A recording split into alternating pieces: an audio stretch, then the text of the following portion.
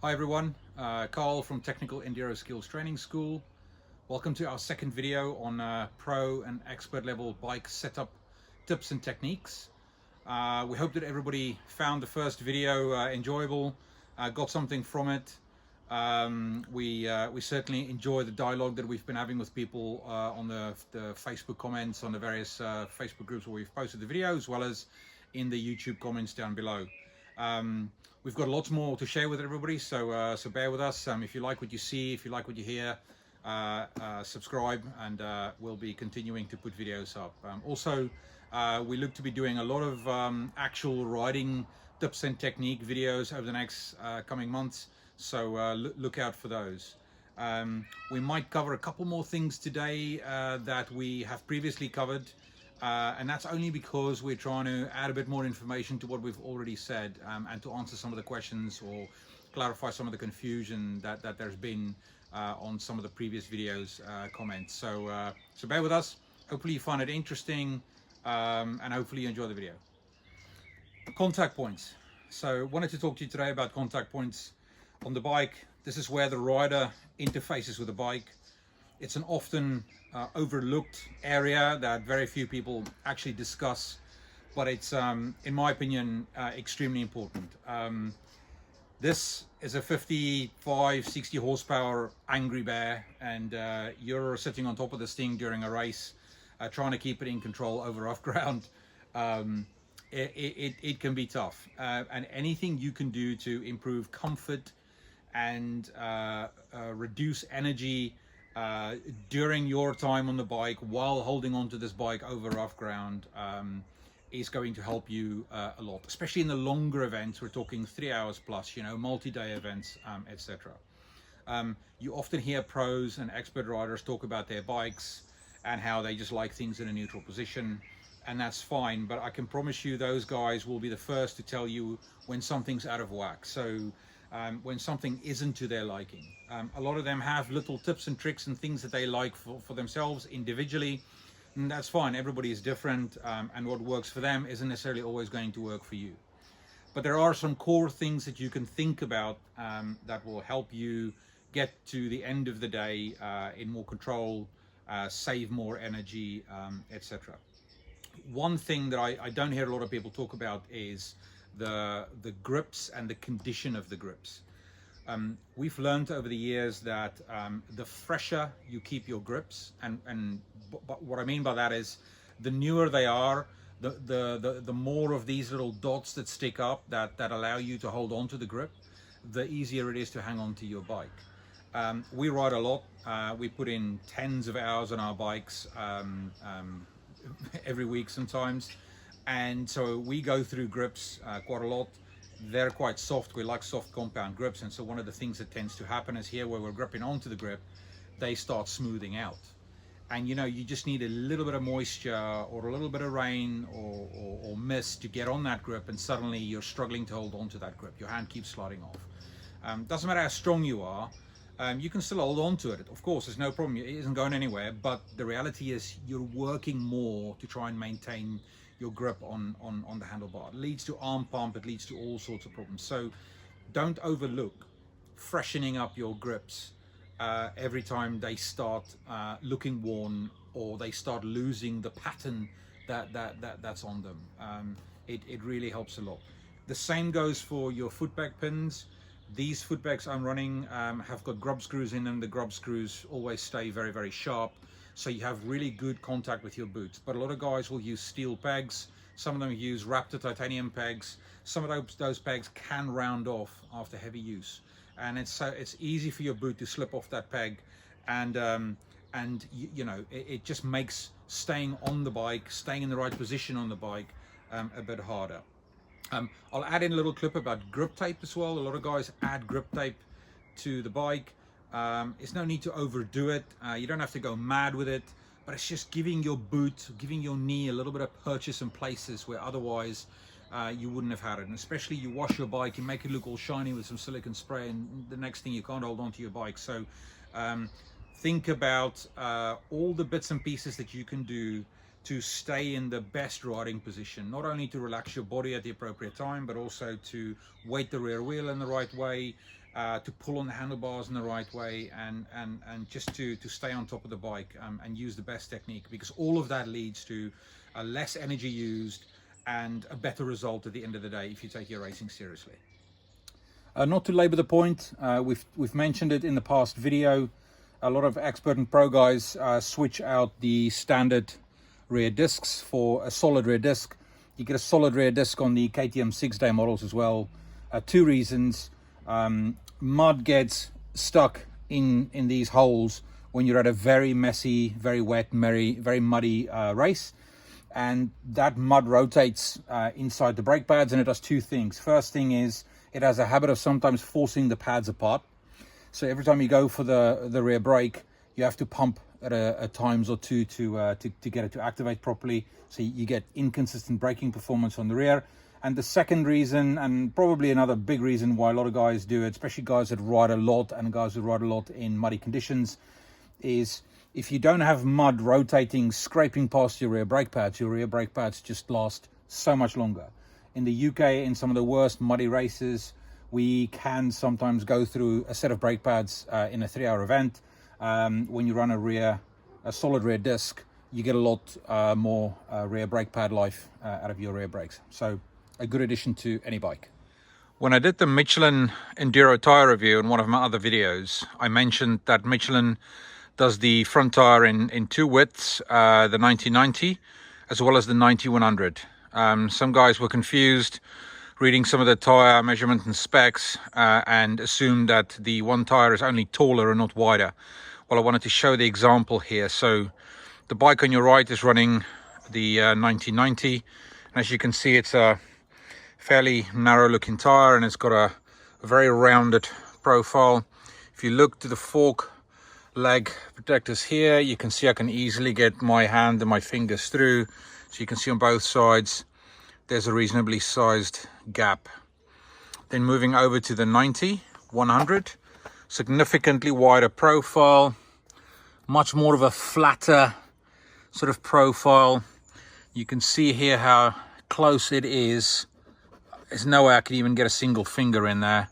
It's very, very close to the fork protectors. In fact, in some cases it rubs on the fork protectors a little bit. It's not a big deal, it's only plastic, and you don't feel it when you're riding, but it's a much wider tire.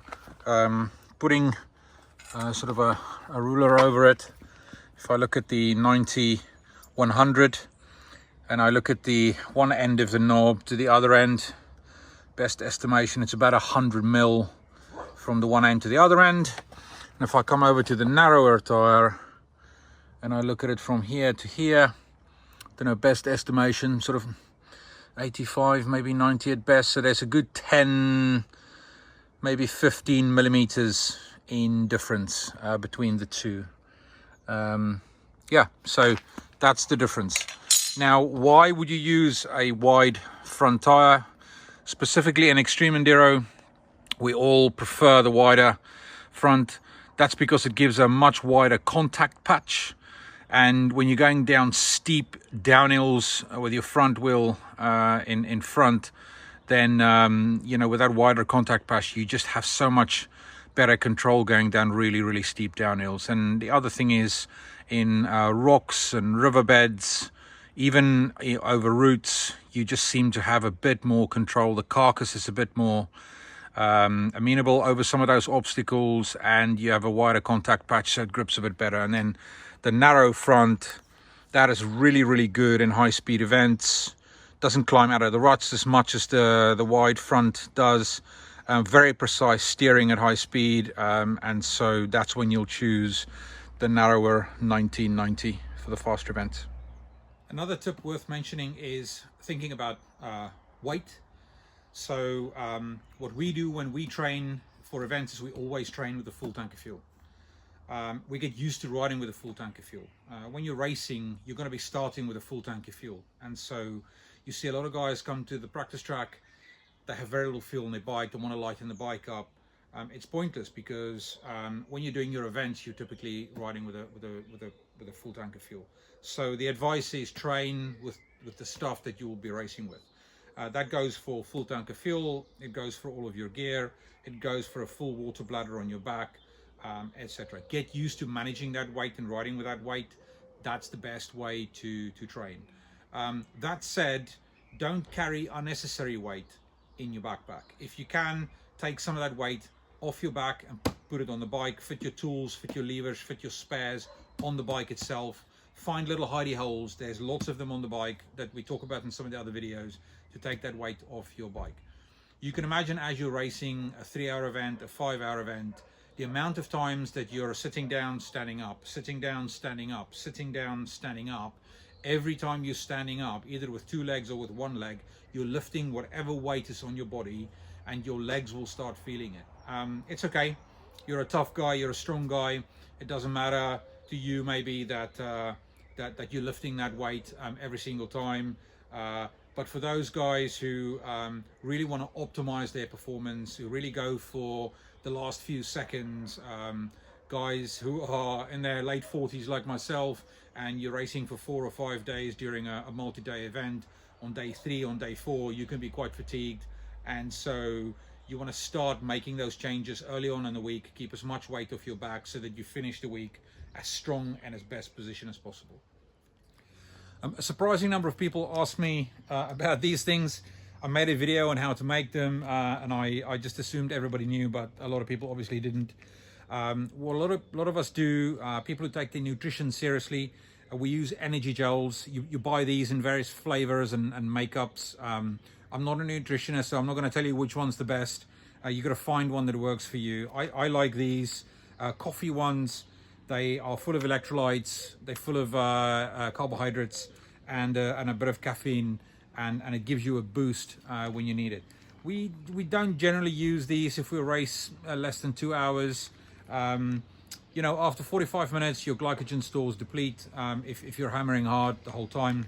And so for events, 3 hours or more, some of the pros, experts will carry these on the handlebar. The reason why we keep them here is simply we see them so we don't forget. It reminds us that they're there.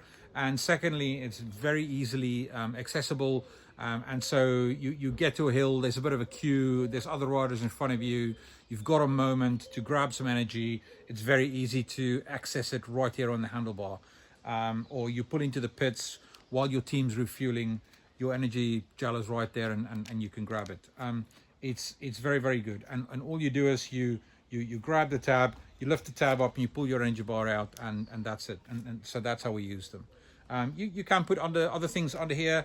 For the British time card event, we also sometimes tuck a time card underneath there. Other people stick their time card to the front of their the headlight. You know, it's just a useful little widget that you can use or don't use if it doesn't work for you. The next thing we're talking about is the KTM map switch. And now these map switches have got 2 positions, a 1 and a 2, and on the 2 strokes, 1 is standard power, full power, and number 2 is retarded power or slightly softer power. You get a lot of feedback, and you hear a lot of guys say that the switch does nothing. Actually, the switch is very deliberately quite subtle. KTM spends a lot of time creating engine mappings that work very good for most conditions, and what they don't want to do is make it an on and off switch where the bike's power delivery changes so drastically that the bike becomes difficult to ride in other conditions. A lot of people that don't run the map switch will run their bike in 1 power setting in all conditions, dry and wet. The way to feel the difference and the way that we've developed the feeling for the difference is in controlled conditions. So we have a private track that we're lucky to ride at, and we ride there all year round, and we ride there in the dry and we ride there in the wet, and we know all of the obstacles, and we know the lap, and we know how the bike feels and how the bike performs. And this puts us in a position where we can actually test different tires, different suspension settings, different power settings, and all of that sort of stuff. And we can time them, and we can make sure that we spend a bit of time feeling what they feel like. So the map switch is very deliberately a very subtle switch. It's not meant to make a world of a difference. It's meant to make a little bit of difference where it counts. And so for the most part, in the summer in dry conditions, and for most races we will actually run it in the standard position, the number 1 position on a 2-stroke. And when it gets really wet, really messy, off camber, slippery sort of stuff, we'll switch to the 2nd power position. Or sometimes 3 hours into a long race and you're spent and you're pooped and you feel like just want to save a bit of energy, you flick it back to position number 2, and it actually does just settle the bike down a little bit, and doesn't make it so jumpy. So play around with it. I mean, a lot of guys say it doesn't do anything. Once you feel what it does, you'll actually feel that it does a lot. I feel it does a lot, but it does the right things for the right conditions. And when I'm in Wales and we're going up very bad, snotty, rooty climbs, oftentimes flicking it to switch number 2, the softer power, is actually the difference between making it up to the top of the hill and not. And in some cases, in position number 1, the rear wheel just breaks traction very fast. But then when we go to the track and we're smashing the jumps and we want the bike to light up, you flick it in position 1 and it does go. It's noticeable how much quicker the bike's RPMs climb when you're in position 1 versus position 2. So give it a try. It's about a £75 switch, the KTM one. That's expensive for a switch, but the reality is that it's cut from CNC aluminium. It's super reliable. It plugs straight into your KTM's wiring harness or your Husqvarna's wiring harness. It's definitely a worthwhile addition to your bike. It's nice and hidden underneath. It's a very positive switch. So good quality. Never had a problem with the switch itself. Yeah. Another thing that a lot of us fit to TPI bikes is a large area fuel filter. It replaces the tiny little small netted fuel filter that fits right there on the other side of the tank exit.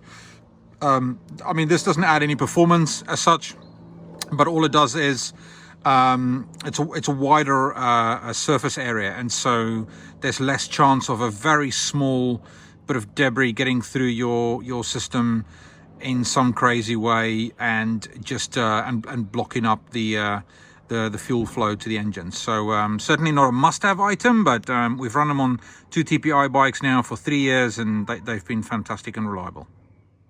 A surprising number of guys don't know that KTM makes a coolant overflow reservoir kit. It's a nice little kit.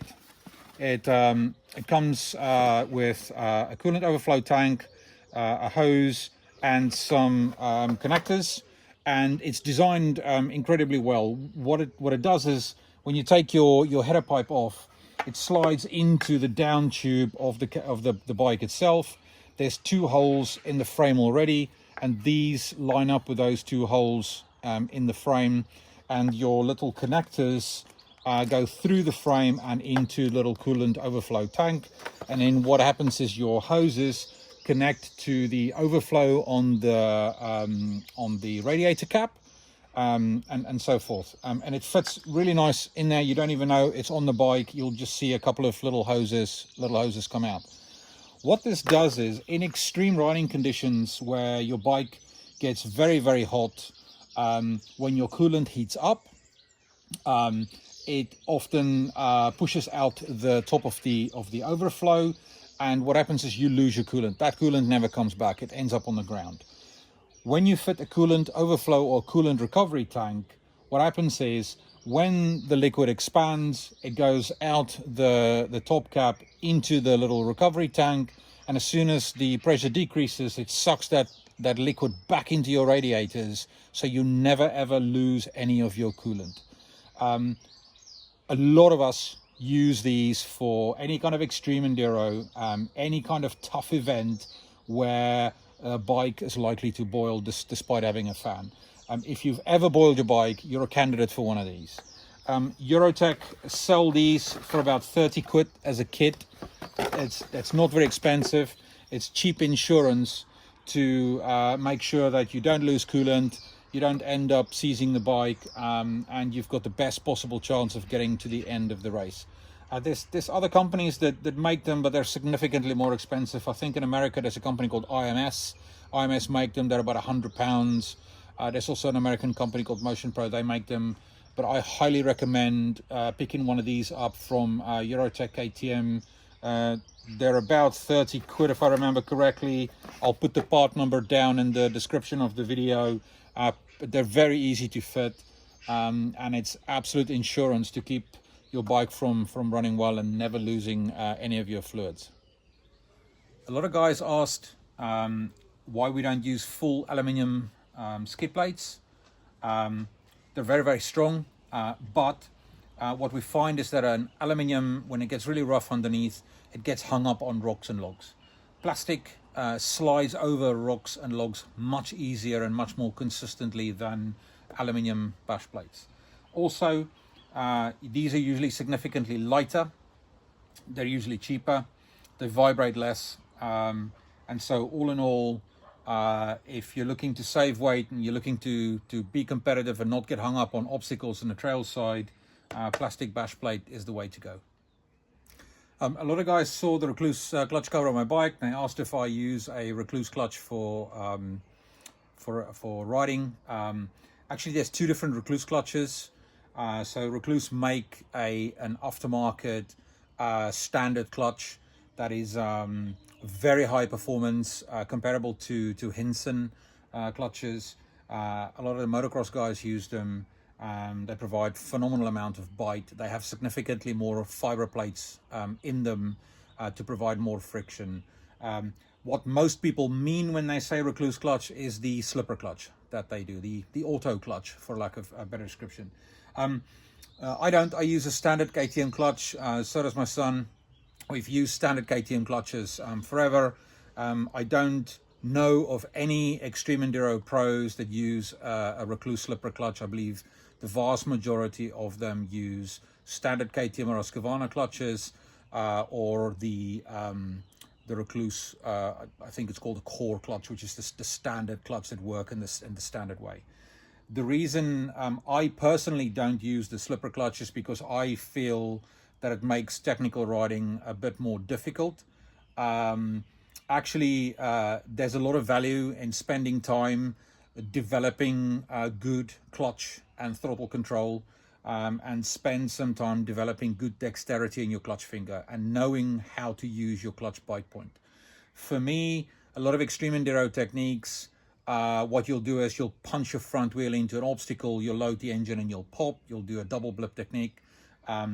A Rekluse will, when you load up the engine and the RPMs drop, will often let go a little bit. That's the point of a slipper clutch. It slows down and then it releases. And then as soon as you try to drive up the obstacle, there's a small delay. So it actually makes really technical riding harder. It has some other drawbacks as well. So for example, you fail a hill, and the bike just will not sit there on the in gear, holding on the engine. The Rekluse will just release and your bike will run backwards. And so the vast majority of us, we fit the clutch cover because it's much stronger. It's for protection mostly. Some of these allow 10-20 milliliters of more oil, which is not a bad thing. But we predominantly only run standard KTM clutches, standard KTM clutch plates and steel plates and fiber plates for hard enduro, extreme enduro, trail riding, etc. And we just use the clutch in the best possible way.